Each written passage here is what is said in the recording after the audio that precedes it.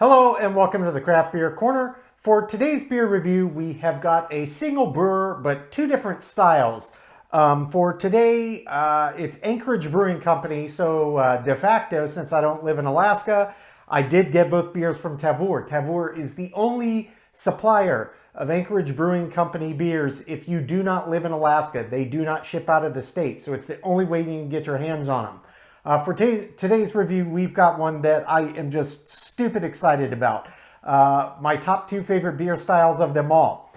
First, we're starting with Kuiu, K-U-I-U. This is actually Kuiu Verde 2.0. That's the full name of the beer. It's an IPA clocking in at 6.4% ABV. This one's been brewed with a blend of Citra, Mosaic, and Motueka hops, or Motueka. Still don't know how to pronounce that. Nobody's told me in the comments. Beer number two is Chaos. This is a barley wine clocking in at 11.5% ABV, and this one was aged in Missouri oak foeders. So my top two favorite beer styles of them all, number two, IPAs, and number one, barley wine, from one of quickly my absolute favorite American craft brewers. I have had nothing but great luck with every beer I've had from Anchorage Brewing that I've purchased thus far. I've probably had about 15 or 20 of them now, and they are all just fantastic. They are multiple award-winning brewer, and rightfully so. They are doing seriously creative and amazing things up there in Anchorage, and I cannot wait to jump into both of these. So we're going to do exactly that.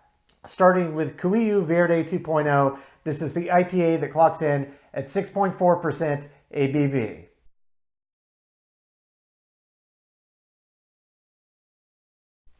Okay, so jumping right into the first beer of today's single brewer Anchorage Brewing Company review, we have got Kuiu Verde 2.0.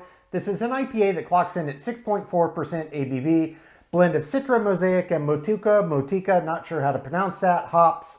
And again, of course, Anchorage Brewing Company is based out of Anchorage, Alaska. So first thing first, Anchorage always has some very interesting label art. This one's certainly the most different that I've seen from them. It's got this almost kind of, I don't know, military camo kind of pattern on it. Very interesting. And I did note in reviewing the sides that it says ultralight hunting, specialized hunting apparel and equipment. So I'm guessing there's Kuiu is maybe like a specialty hunting and paramilitary supply kind of company after which they named this beer. But it looks very neat, and that's about the extent. So without further ado, let's get this cracked gently and poured right into the glass. And I can tell you that my low battery light on my camera is blinking at me, so there's a possibility I'll have to pause this in the middle, which is not a problem, but I can't wait, so we're going to jump right in. Get this poured. Oh, it's a beautiful looking beer.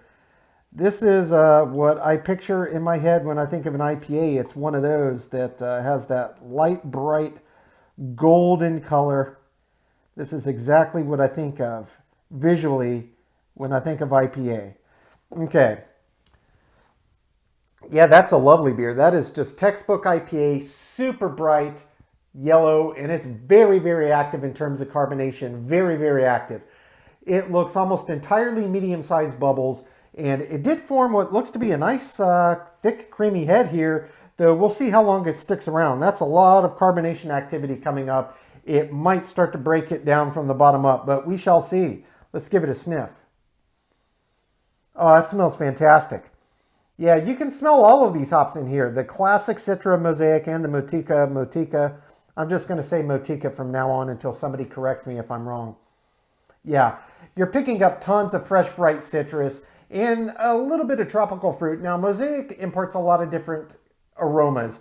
Blueberry is a notable one, but I'm not picking that up in here. What I am picking up is a little bit of that slight funkiness that Mosaic has. And Motueka is really the one that's bringing the bulk of these tropical aromas to the table. It smells like a mix of mango and papaya, grapefruit, blood orange, a little bit of lemon, a little bit of lime, and just a little bit of funk and underlying earthiness. There's no real pine and kind of resiny, which you often get with Citra, but with the other blend of hops, it's kind of playing on the fruity side. So it smells great, looks great. Let's jump right in and give it a sip.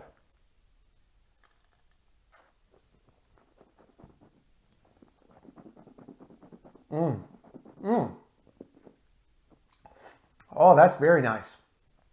Tastes very fresh, very hop forward. The hop blend that they put in here is really making its presence known. Obviously, I could pick it all out in the aroma, the slight blueberry aroma aside, but in the actual flavor of the beer, Mosaic is also known for imparting blueberry flavors as well as aromas.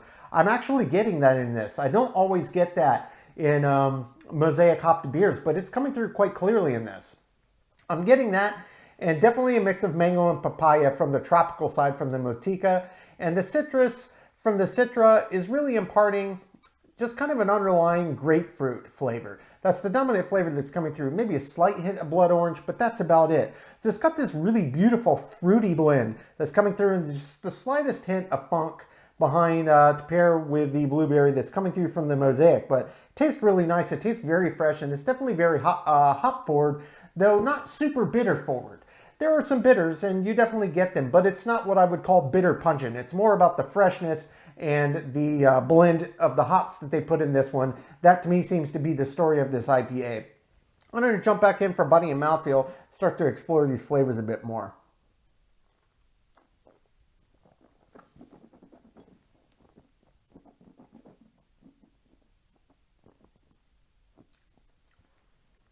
Body, I would say, is medium to high end of medium. It's right what I'd expect for a 6.4. If anything, maybe just slightly bigger than for a 6.4 ABV on an IPA. Mouthfeel feels like a textbook classic IPA, though I can tell you that it does get reasonably creamy if you start to really agitate it around the palate. Not like a cream ale or a cream stout or anything like that, but it does get thicker. It definitely gets thicker, though on the base, on the whole, it's a classic IPA mouthfeel. It's not exactly what you called viscous, but it feels right, and if anything, the body's a little bit bigger. The flavors are really nice. I really like the balance of what I'm tasting in this, and I can get a sense of the underlying malt bill as well. It's very clean, it's very light, which to not have made this as hop dominant in terms of bitters, I think is helping the cause, using this lighter malt bill, because the hops themselves and the bitters that do come through are not getting drowned out by this caramelly overtone that comes through in so many malt bills in an IPA. This is very well put together. I really like it. Let's jump in for another sip and explore the finish.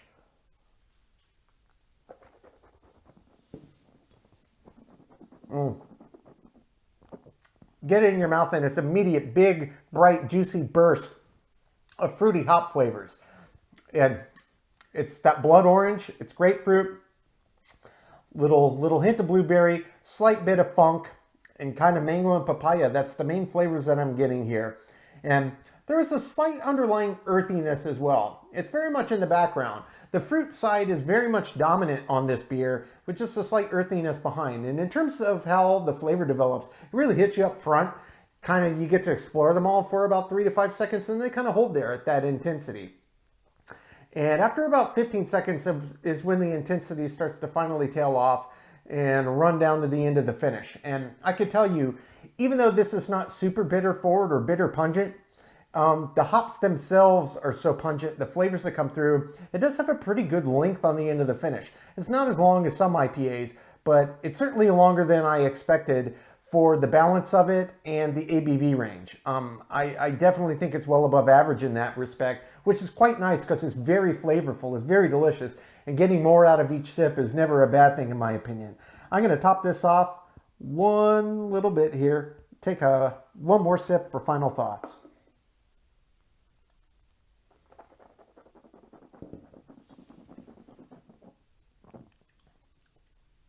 It's just so good. It's so pungent, it's so bold. Just these bright, crisp, juicy, fruity flavors come straight to the forefront. Then that underlying funk and slight earthiness that comes through as well.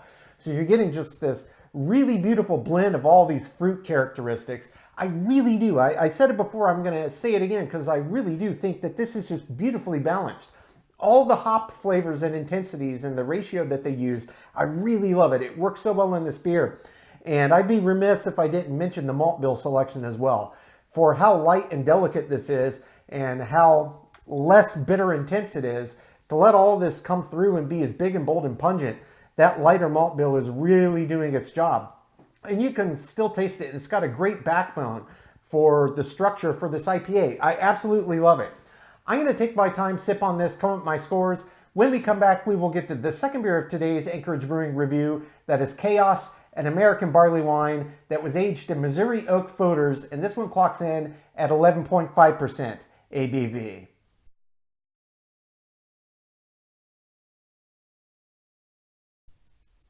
Okay, so jumping right into the second beer of today's Anchorage Brewing Company review, we have got Chaos. This is an American barley wine. This is, for my money, the king of all beer styles. 11.5% ABV on this one, and this one specifically was aged in Missouri oak foeders, which is something you get in some beers. I've been seeing it creep up a fair bit more recently, and it's really quite nice. It adds a whole different layer of depth to it. Now, barley wine, as you know, I've done quite a few barley wine reviews.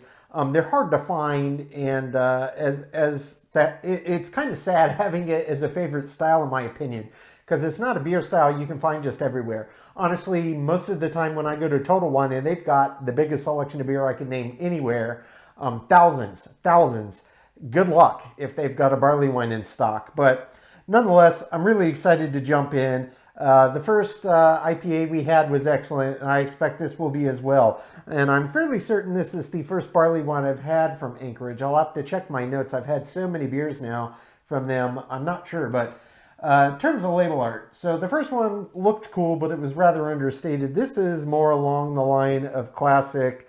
I don't even know. They have a lot of wolves in their themes, and this one just looks insane. It looks pretty gnarly. I'm trying to angle this away from my set lights, so hopefully you can pick it up. But it's really cool, and it's one of those classic pen on paper kind of motif drawings, and it just looks awesome. I love them. They always have very interesting label art. Nonetheless, let's just get this cracked. Gently. We don't want to waste a drop of this. All right. And we'll get this poured right in the glass. Okay, pouring this is looking actually a little bit lighter than the average barley wine. They're not normally super dark, but they're a little deeper, darker brown, kind of akin to a brown ale in terms of appearance. But this one has a little more orangey hue to it, a little more caramelly hue. Looks quite nice. Gosh, I can smell it from here. This is a pungent beer, very pungent beer. Barley wines tend to be very big. Everything about them is big. Typically, their aromas are huge, and the flavors are among the biggest, boldest, and most complex of any beer style. It's one of the reasons I love them so much. It's not a beer you want to drink every day. Maybe once a week affair if you're lucky to have that many barley wines on hand. But boy, I can't wait. Let's hold this up. Yeah, visually, this is a lot more caramelly in appearance to your average barley wine. They tend to be more akin to a brown ale appearance, a little darker brown. Lighter than a porter, maybe even slightly lighter than a brown ale, but around that general appearance. This is a lot more caramelly, but it looks lovely. Nice light caramel brown color, and some deep orangey hues in there as well. And it's pungent. I can smell it from here, but let's get right up over it. Oh gosh. Yeah, that smells like classic barley wine. It just smells huge. I can tell you, you can hands down smell the oak that this was aged in. It smells really nice. It adds an underlying slight, almost liquor quality to it, like a whiskey or a rum or a bourbon or something like that back. And this nice woodiness from the barrels. You can smell that in full force in tandem with this nice slight boozy hint, slight sweetness, figs, raisins, plums, very deep, rich fruit. And they smell kind of candied, like almost like a creme brulee torch on the sugar. So it's kind of caramelized. That's what I'm getting out of this. And it smells fantastic. Very much classic barley wine, but that oak aging is definitely imparting another layer of character to this. So not just in terms of complexity of aroma, but I imagine when I jump in here, it's going to have classic hallmarks of barley wine flavor, but with this added depth. Not that they need help in that department. There's a reason they're my favorite style. They're the biggest, boldest, most complex beers that you can really drink. And I absolutely love them. And they're not cheap. Barley wines are expensive. They take a lot of ingredients to manufacture. They don't sell, they're not as popular as other beer styles, and they take longer to make. So everything about them stacks up to be more expensive, but for my money, it's absolutely worth it. It's always a treat. So without further ado, let's just jump right in for this first sip.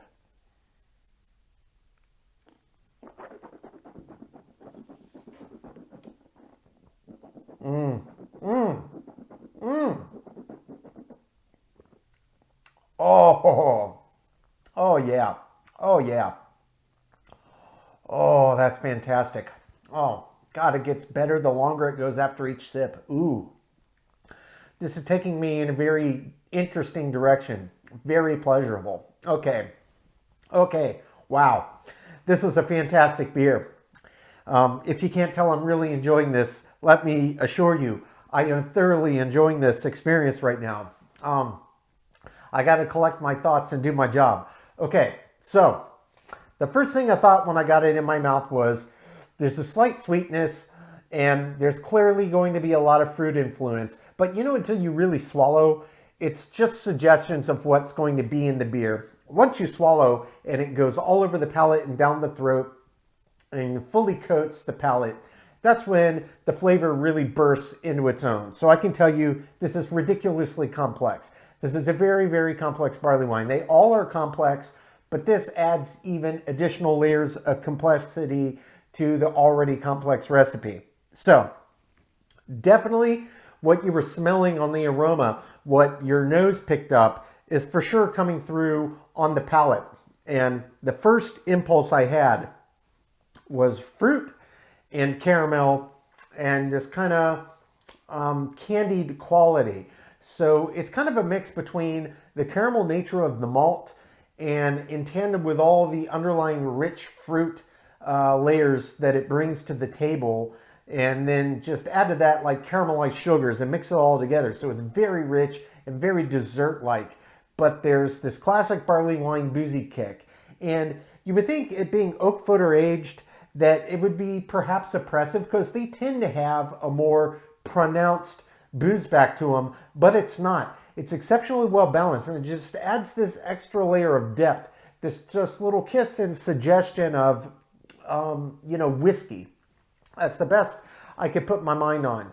To me, it's probably most closely related to an American bourbon whiskey because there is all of this subtle vanilla note and brown sugar notes that are coming through. So it's quite a bit different than, say, Scotch, which is my typical liquor that I drink, you know, and I don't drink much liquor, but Scotch is what I go for, Islays specifically.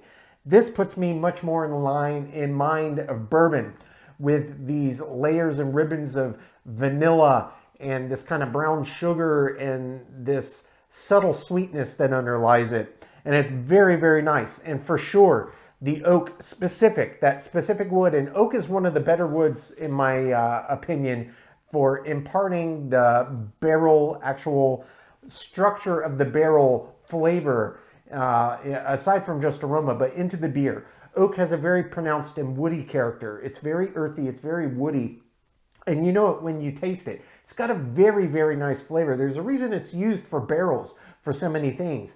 It imparts this just terrifically delicious flavor. Aside from the fact it's a very hardy wood, it's a very hard wood. But this is just so complex. This is going to take me multiple dives. So I'm going to jump back in, just think on body and mouthfeel while I really start to think a little more on how these flavors develop for you.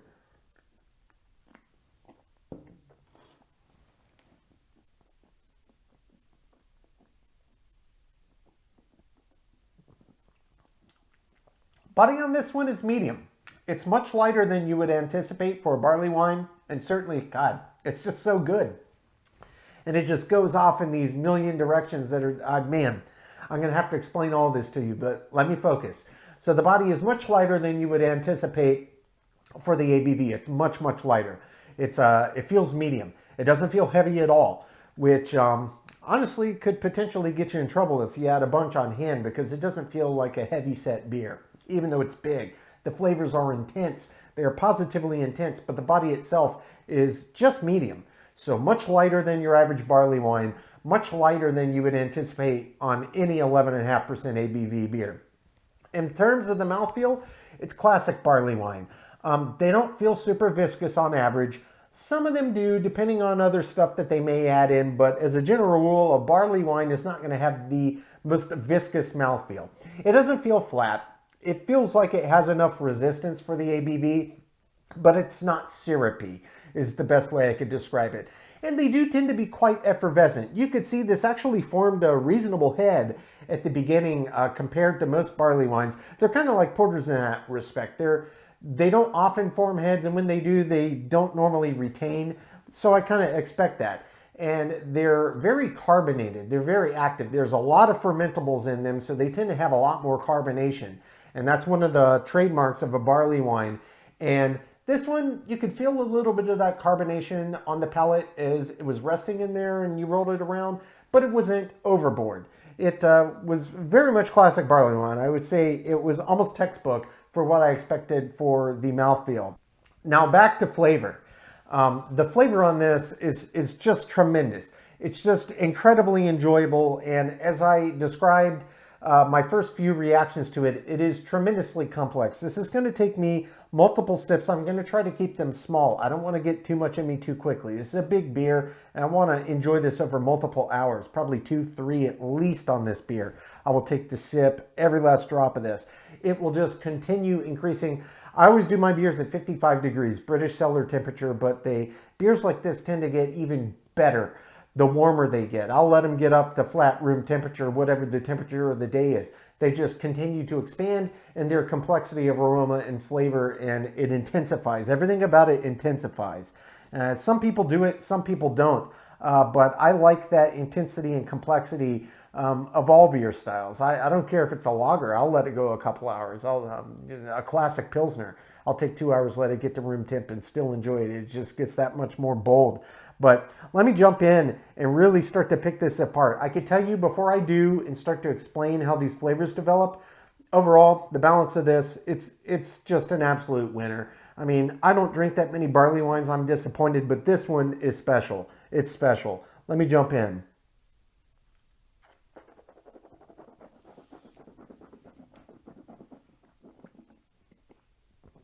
Very caramelly, dark, rich fruit.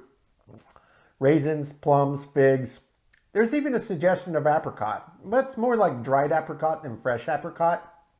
It's got a little more pungency to the flavor, and all of those blend very well together. And there's this underlying brown sugar feel to it. It's like a mix of light brown sugar and packed dark brown sugar. It's kind of a blend because it's got elements of both, and they're distinctly different. There's a slight suggestion of molasses as well. And that's really kind of layering most in this beer with the underlying bitters. And this does have a lot more underlying bitters than your average barley wine, which for me, I really appreciate. It's really nice. And actually, I think it's kind of a key element to the balance of this beer, because it could be so fruit and caramelized and candied forward that it just gets overwhelming, and everything else that the base style and the beer is going for would get lost. That underlying bitter sensation is really keeping it all in check for me. And that wood comes through very, very clearly. Very, very clearly. It does have this very woody quality to it, and it's distinctly oak. And it adds this, and I've said it multiple times, I'll say it again, it's got this very much bourbon-like quality to it. That's what's coming through in this beer to me. I'm going to jump in for one more sip to explore how this finishes out. I can tell you it's very, very long, but I want to make sure I'm not missing anything. This beer deserves it. It's really, really good.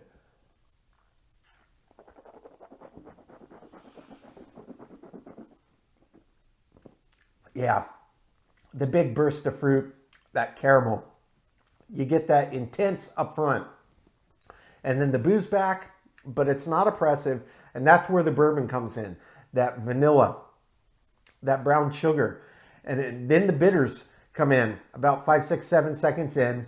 And that's where the other brown sugar elements, the dark and the light, and this kind of molasses-like quality come in. It all starts pairing. So it's got like this bourbon back to it. And then the wood really comes through, and you're tasting that woody character. And then all of it is just melting pot. So you got your fruit, you got your caramel, you've got your candied quality, You've got your oak, you've got your bourbon, all the brown sugar, the molasses, the vanilla, and it's all just mixing together. And it's positively delicious. And that intensity holds for a good 10 to 12 seconds, and then it slowly starts to dissipate. But it doesn't dissipate or drop off, the end of the bell curve flat. It kind of drops to about here. So it holds about a third, and that intensity just holds out and holds out and holds out and holds out, and it just keeps going and going. This is longer than the average most pungent IPA. It's just so packed with flavor. It is just packed with flavor. I'm still tasting very pronounced the caramel, the fruit, the oak, and that bourbon quality.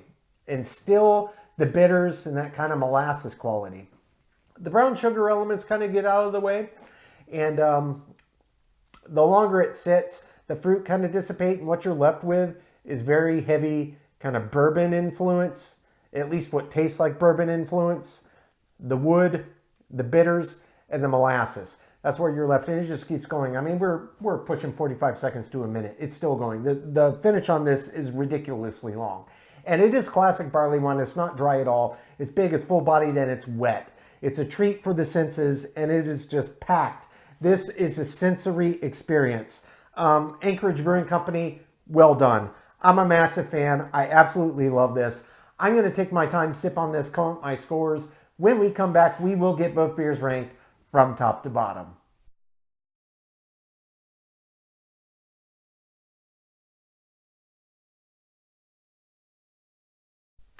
Okay, now that we've gotten to enjoy both of these beers, we're going to get them ranked, starting with the Kuiu Verde 2.0. This is the IPA of the bunch, 6.4% ABV, blend of citrus, mosaic, and motueka, not sure, hops.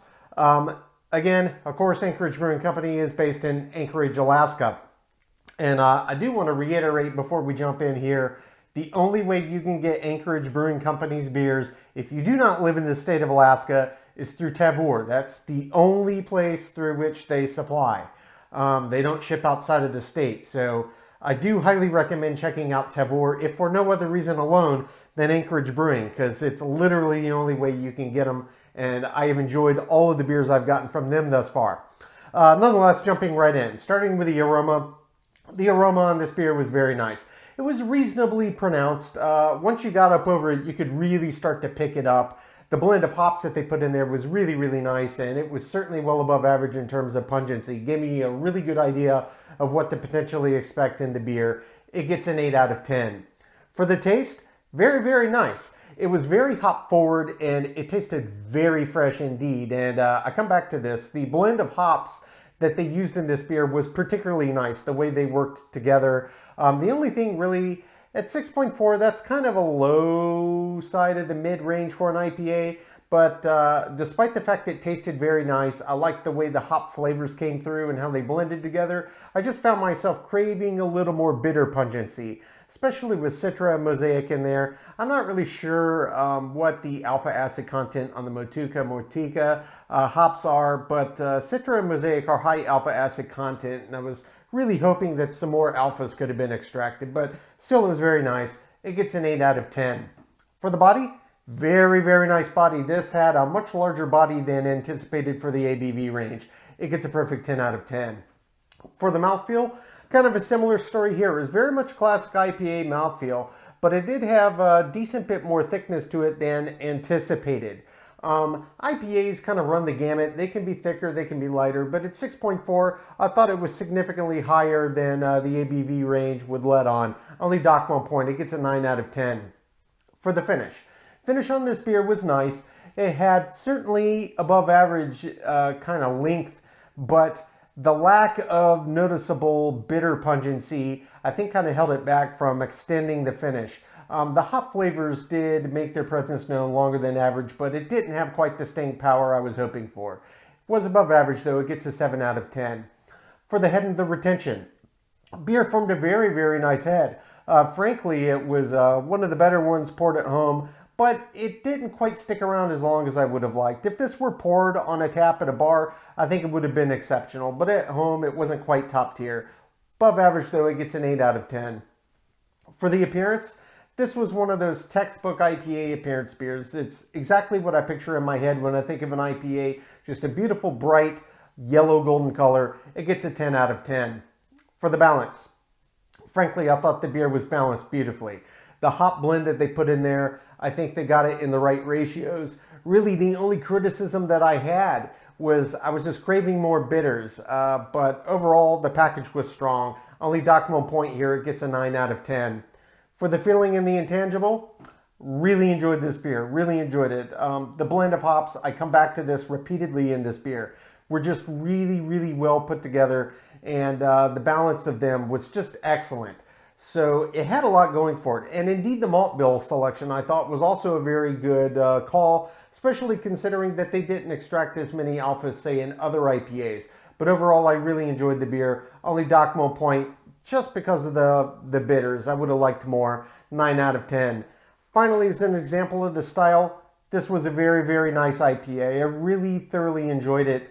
The balance, the blend, the intensity was nice. For me, the only thing that I could say that, it's not really a negative, it just is what it is. I was just craving more bitters. If there had been more alphas extracted to just give a little bit bigger bitter kick, I probably would have given it top marks. As it were, only docked 1 point. It gets a 9 out of 10, which brings the total score on Anchorage Brewing's Kuiu Verde 2.0 to an 87 out of 100. So this is certainly well above average, and it was very, very tasty. If you like bright, bold hop flavors that blend very well and mix very well, and their flavor profile complements one another, this is definitely one to seek. But again, you can only get this from Tavour if you don't live in Alaska.